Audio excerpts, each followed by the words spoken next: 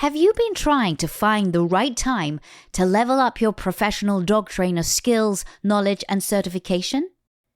No matter where you are on your journey, the Victoria Stilwell Academy's dog trainer course is here to help you chase your dreams as a professional dog trainer. Just visit vsdta.com to get in touch, enroll in a free course, or apply now. That's vsdta.com. Again, go to vsdta.com to learn more now.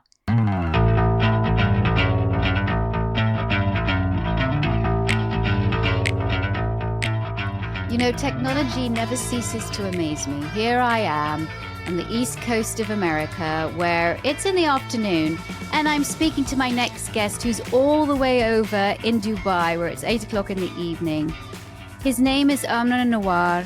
He is a VSA graduate, and he is a dog trainer over in Dubai.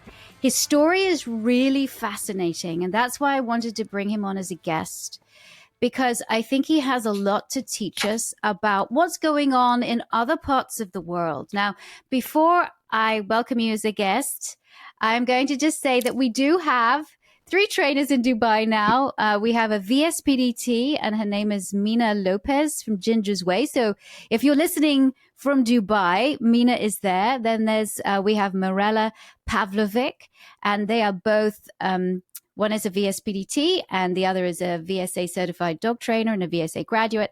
And then, of course, we have Umra, which I'm the worst at pronouncing names. Just go for Nawwar, that's fine. Nawwar. And then he's a VSA certified dog trainer and a VSA graduate. But I'm really pleased to have you on the podcast because we got a lot to talk about. First of all, welcome. Thank you so much. Sorry, excuse me for any funny expressions that you'll find, at least at the beginning, because this is just like, I cannot say that this is a dream coming true.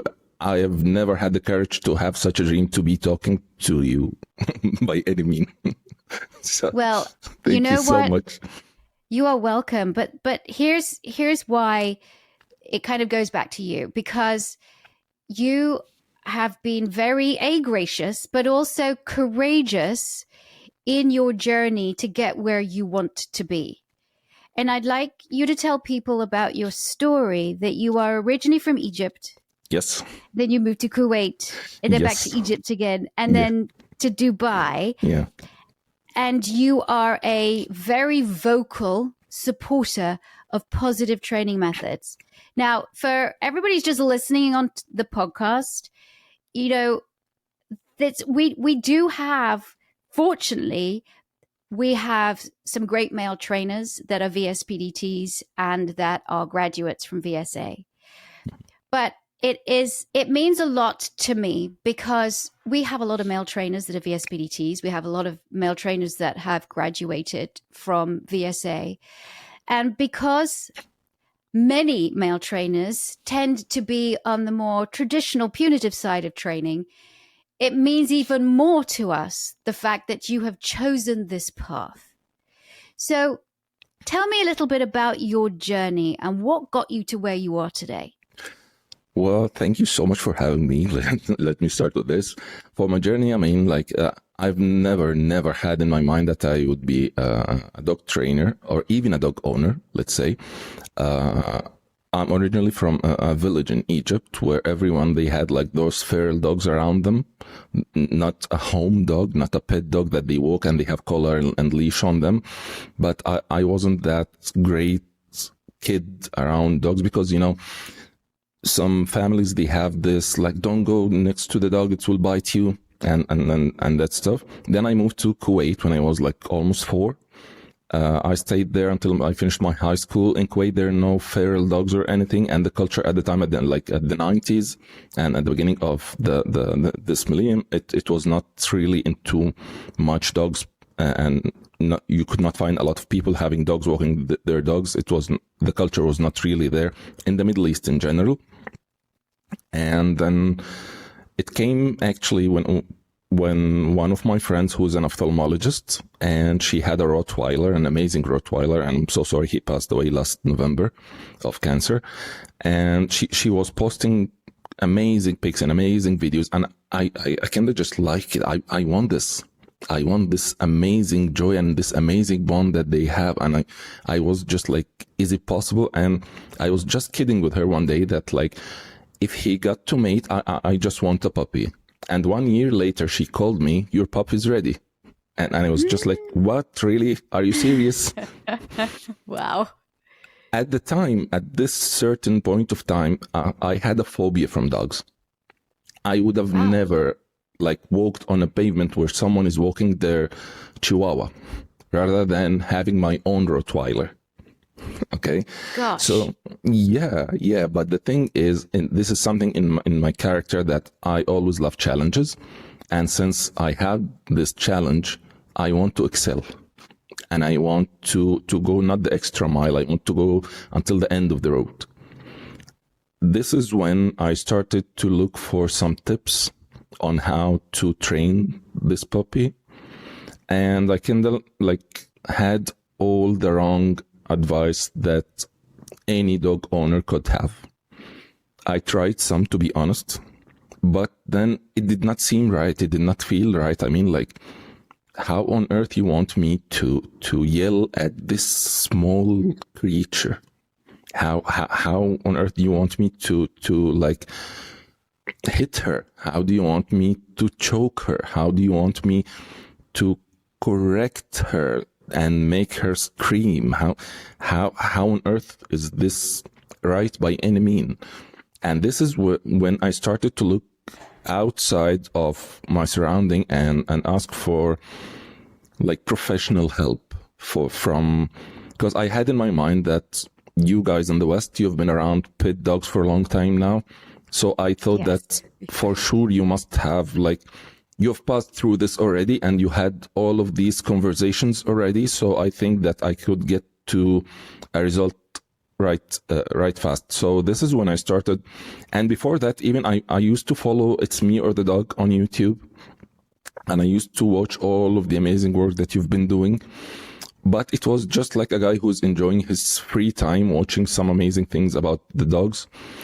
And then I started looking for a course after a course until I came to VSA. And then I emailed Tiffany and I asked her for the syllabus, and this is what I want. This is exactly what I was looking for. And it was only for training my own dog.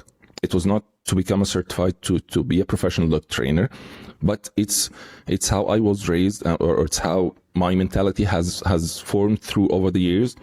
Being a pharmacy student, when you want to answer a question, either it's scientific or it's nothing. Either it has a reference in science and scientific books, research studies, or it's just a chit chat that you could have with your friends over coffee. So when I saw the syllabus of the VSA, yes, this is a well-structured syllabus. Yes, this is a methodic way of teaching things. I did not go much deeper into what's really being taught, but I mean, yes, this is how like a college syllabus looks like. This is how I saw all of the syllabus of all of the subjects that I've been studying in college through the years. And yes, this is how it looks like. And then after I joined the VSA and I started studying, oh my God, this is something beyond, like, this is real. This is the real deal, as they say. This is the real deal. So the company that had the right to the pharmacy that I used to work in, they had the franchise of Starbucks, and then they had to lay off people, and I was one of them. And for the first time in my life, I had just like, you remember the Matrix movie, when he got out of the Matrix and he had the time to reflect on what's going on in his life for the past years. This is exactly what happened to me. I had this moment of, oh my God, what was I doing in my life for the past years? I mean, I was a good pharmacist. I was a good branch manager. I had promotions and everything, but I was not really happy with what I was doing. And then it was just about time that I need to do something with all the knowledge that I had from the VSA, and I started at the time when I had much free time to navigate through the social media in the Middle East. And let me tell you that what I saw on the social media in the Middle East regarding the dogs and dog training, it makes a lot of the traditional trainers look very positive. And as I went deeper in this, I found like, oh my God, guys, what are you talking about? And when I ask anyone, is this scientific? Do you have any reference for what you're doing? I mean, like, so I had to go on and say that, no, this is wrong. This is not the real dog cognition. This is not how dogs work. This is not how they think. This is not how they perceive the world. And then it started from there on the social media. And even at the time, I wasn't planning to become a full-time professional dog trainer. It was me, just like I was watching something that is non-scientific, very harmful and misleading. And I had to say something about this. I could not just stay silent. I had to say something about this. And as you've mentioned in the introduction, that you're happy to have male trainers with the VSA, because what I have come to know that many people are looking at the scientific way of training as a very soft approach around dogs, and you need to be the boss and you need to show some masculinity around dogs, because your dog will not respect you until you show him some power. And I think that in itself is very weak.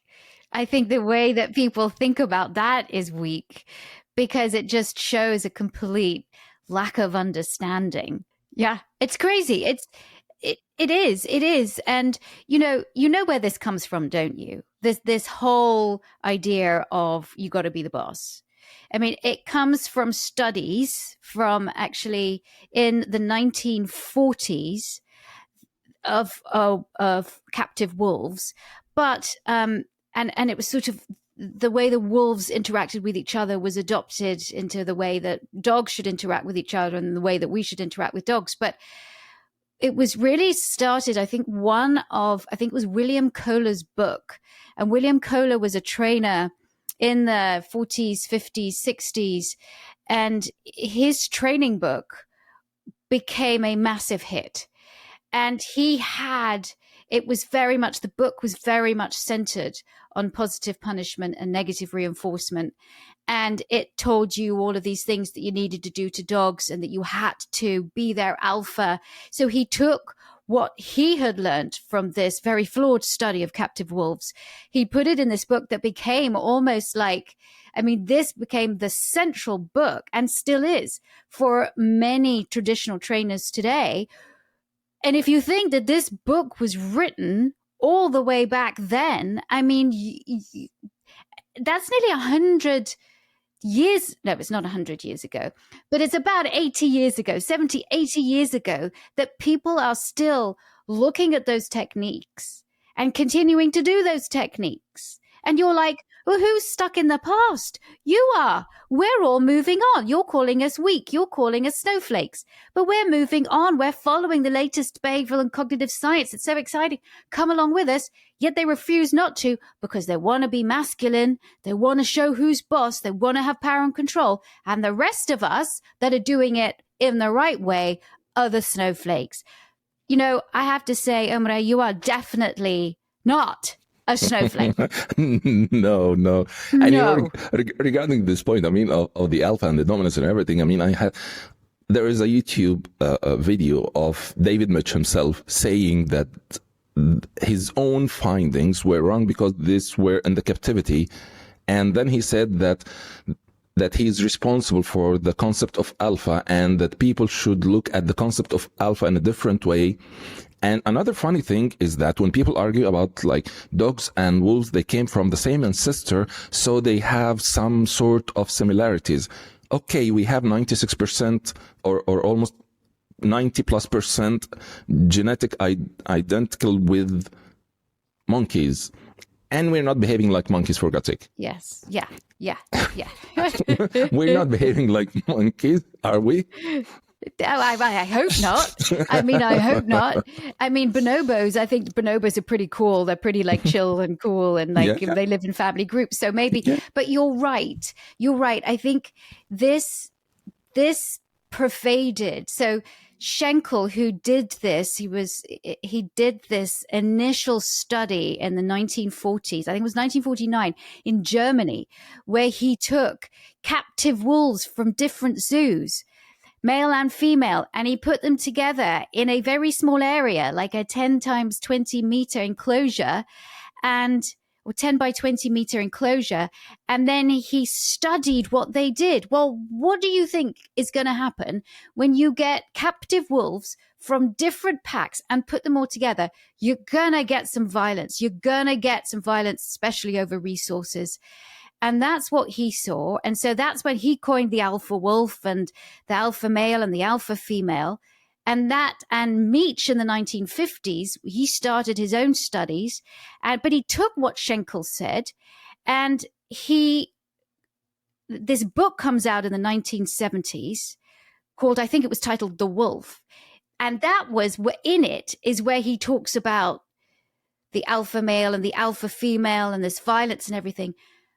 But then he comes up, when he realizes his mistake, he comes and he does this video where he says that his later studies, when he studied wolves in the wild, he saw that actually the pack worked because of the alpha male and the male and female, the breeding pair, and it worked like as a familial group. A true pack is mum, dad, and offspring, and the offspring naturally refer to mum and dad. And the fact is, throughout 13 consecutive years, it was that he was watching wolves in the wild. He never saw violence. So those studies that had been done were showing it was not a study of natural wolf behavior. It was study of confined wolf behavior. And the only thing that really makes it through all of this, through all of these studies, through all of this into popular consciousness is alpha, and that you've got to be the boss because of William Kohler's book. Yeah, it's so funny. If you know that there is an amazing movie that I love, which is The Last Castle. Okay, you remember this warden of the prison when he was looking at the prisoners playing basketball at the court, like those two different ethnic gangs, and each gang, they had their own basketball playing and they're minding their own business and there's no fights going on. And then he asked one of his officers to go and take one of the basketballs to minimize the resources. Then a fight started. It's the same. There you go. I love it. It's a great movie, actually. It's a great movie. Yeah, right. and this specific scene, it's exactly the same. It's exactly the same. Once you took all of the resources and you made them very scarce and like very few resources, we as human would fight for resources if our instinct of that surviving instinct is there. Okay, we would do very strange things, but you cannot take the exception and make it the general rule. Like, let's say, from my experience as a pharmacist, or my brother who's a physician and a surgeon, he cuts people's chest to make some operations, but this is not the normal procedure if you have some headache. That's true. You don't want that. You got a headache. No. No. You cannot do this. Yeah. So you are from a medical background. You're a pharmacist, you're a doctor of pharmacy, I guess. Yeah. And then after you grew up, you go to high school in Kuwait, you go back to Egypt to do your military service. The college and the military. Or you did military service in... No, the military service in Egypt. I had to do the college and then the mandatory military service, and then went back to Kuwait, Got it. Okay. Yeah. But then you decide that you are going to be... Did you move to Dubai first, or did you decide to become a dog trainer before you moved to Dubai? Well, before I moved to Dubai, I wanted to move to Dubai a long time ago, but I didn't really think that I want to move there to continue being a pharmacist. So the decision of becoming a dog trainer, I thought that Dubai is the right place. And as I always say, Dubai is a very amazing place that empowers you to do whatever you think you're really capable of doing. So it was the right choice, really. Yeah. They want people to come. They want people to start Absolutely, businesses. They absolutely. want to support. Absolutely. Yeah. Like I got my trade license here in Dubai while I was having my coffee in 30 minutes. Amazing. And all the documents that I had to provide was only my passport. Right. So they want you to come and set yourself up in business. What Absolutely. is business like? Because I know I have a lot of friends who live in Dubai, of course, some of my trainers in Dubai, including yourself. But it's very international. What is business like out there? Well, it's very competitive, to be honest. It's really competitive, and it's more oriented towards customer satisfaction. I mean, like even the governmental agencies, when you go to some government agency that you want to finish, like let's say your ID or something, your national ID here in Dubai, after you finish and while you're going home, you'll receive a message to evaluate your experience with them. Are you satisfied or not? So this is pretty much the culture here around everything. Are people happy with what you are providing? Are you really helping the people? Are you really satisfying your clients? Are you really on the high standards that are being put to everything, literally everything? So this is pretty much about the business here. Yeah. Are there a lot of trainers in Dubai that do it the traditional punitive way? Yes. What is it like? Yes, and they come out clearly on the social media and on YouTube and on podcasts and say that trainers should know how to teach the dog all the behaviors or all the cues in all the possible ways. And my friend, the quadrants are there just to describe what's happening. They are not there because you must use them. Right, exactly. You're so right there. I was just about to say, they just describe what's, yeah. Yes, I think people oh gosh, just gave me a heart attack. You're right. Let's just take a quick break and then we're going to come back and talk about getting the message out on social media. Have you discovered the completely redesigned positively.com yet? When you create a free account at positively.com, you can enroll in fun, accessible, and free online courses to help you and your dog live your best lives together. Join the community completely dedicated to supercharging your relationship with your dog at positively.com today. That's positively.com. I'm back with Amre. We're going to talk about social media now. Oh my gosh, social media because you younger people now, is younger than me. When I was doing It's Me or the Dog, there really was no social media. And social media only really became a thing towards the end of the first 150 episodes that we filmed. And then, of course, when It's Me or the Dog was brought back, just after the pandemic, then, of course, social media was very prevalent. But now the younger generation, everything is social media. And so on social media, you're getting a lot. It's a great way to get your message out. But it's also a great way to get the wrong message out. Absolutely. What are you seeing? What are you seeing on the ground for somebody who is a working dog trainer? What are you seeing on the ground when it comes to social media? Well, when it comes to social media, I see that it's more about the way you present what you're presenting more than what you are really presenting. This is the core of the social media right now. It's how you provoke the emotions of the people that are watching. They are on the social media to be entertained. So you can entertain them on the social media while giving them the correct info and the right info that would really help them. So this is the approach that I think everyone in every field, not only in dog training, if you have a true message and you have real true science there and you have a real message that you want to deliver to people, you should play by the rules of the playground that you are in. You cannot just impose your own rules on people. You cannot just impose your own rules of how people consume the social media. You have to play by their own rules within your ethical code. Within your ethical code. You will never go there and tell people to yank their dog or choke their dog. But when you want to convince people on how to train their dogs the right way, it has to be fun. It's just like a dog training session. It should be joyful. It should be clear. It should be consistent. So it's pretty much the same. It's like, all content. When you look at the end of the day, it's all content. It's all content that is designed to be absorbed quickly, to be that hit, 30 seconds or less, before somebody moves on to scroll up to the next thing. At the VSA, we have learned that if you want to deal with the dog properly, you have to understand how the dog thinks and how the dog perceives the world, right?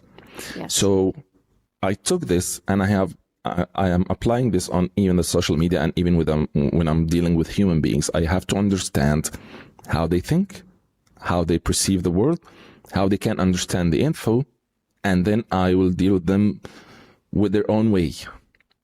I will use their cognition for them. This is the way I'm trying to approach the social media these days.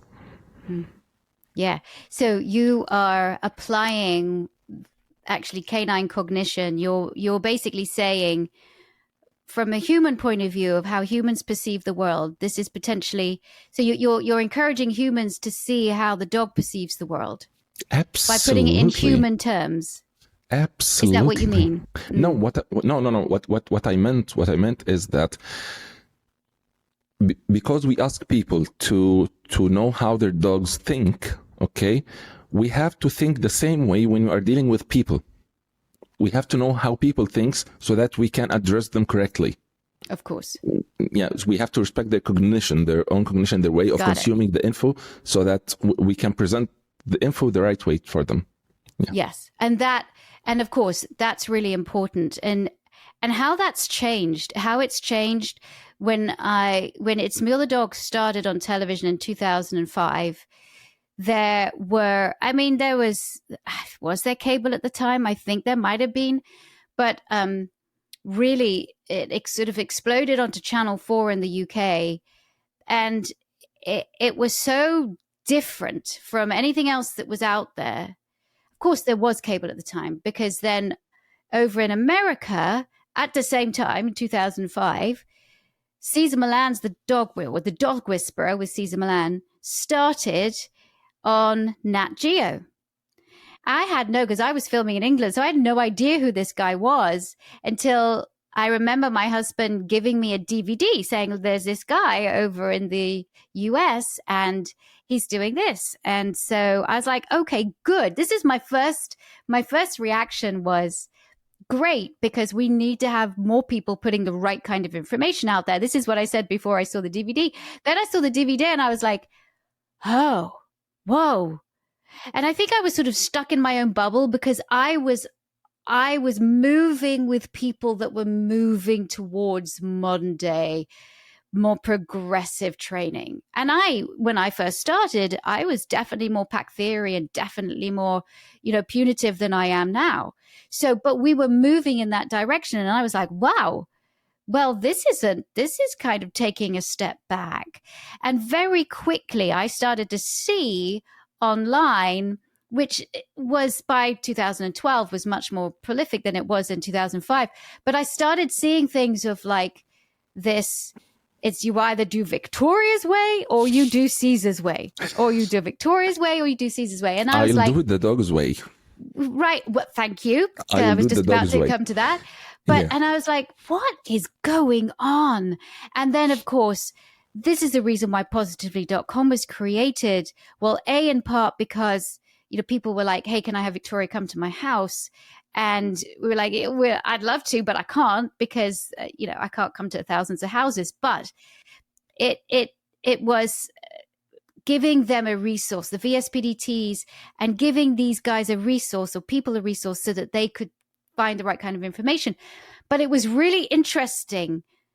Then obviously I go back to the US, and Animal Planet takes its meal, the dog, takes the British shows. They do so well. So then they commission the American series.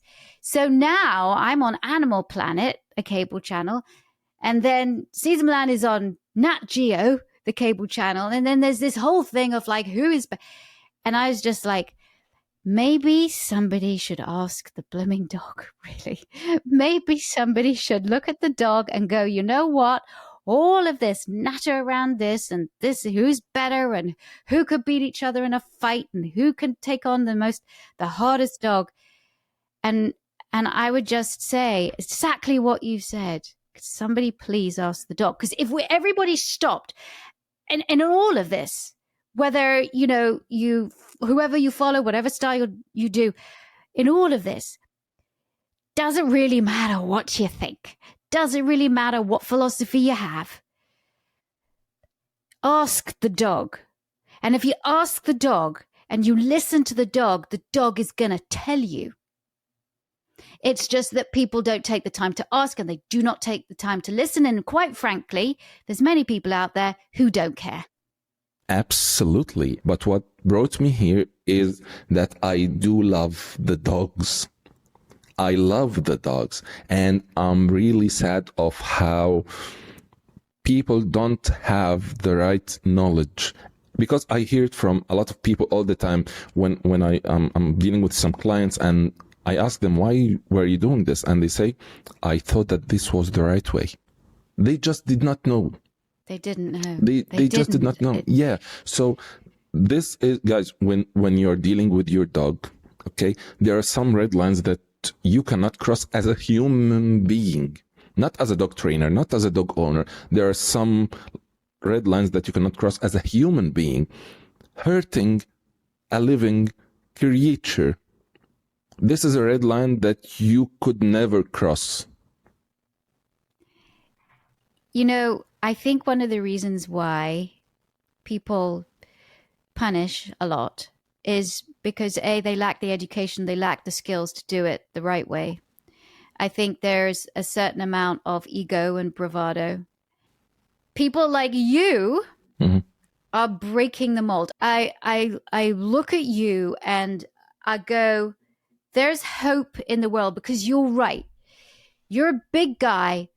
You could cause some serious damage to something that is looking at you and going, okay, I think you're a weird two-legger. Like I've got four legs. I don't understand your language.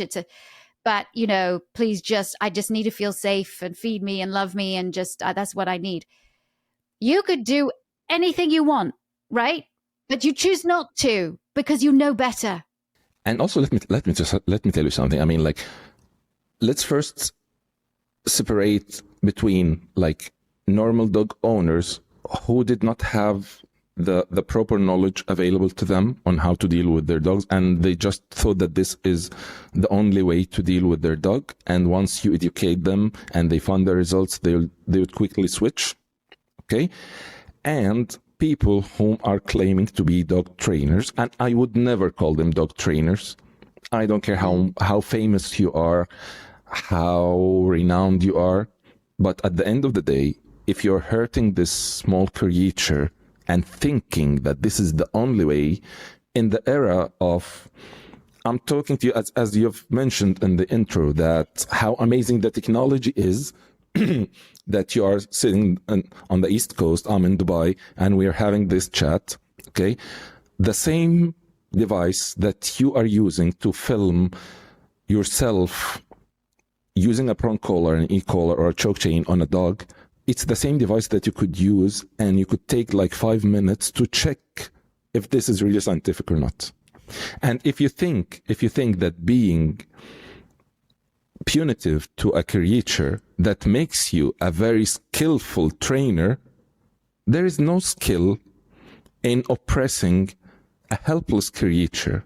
The real skill is using your mind and try to communicate with that creature and make them do what you really want happily. If you are not willing to put on the effort, and if you're not willing to invest in learning, and if you're not, and when I say invest, you don't have to pay a lot of money. There are a lot of free resources all over there on the internet that you could learn. If you are not willing to do so, please pick another profession, or please pick another thing to have fun with. Stay away from the dogs. I always say, if they for 30 minutes could turn around and do like this massive PSA so the whole world could hear, hey, by the way, could you stop doing this? This is abusive. Then everyone would go, oh, but because it's a dog and it can't speak our language, even though it's speaking all the time, then people can get away with it. I thank you for coming on this podcast. What you are doing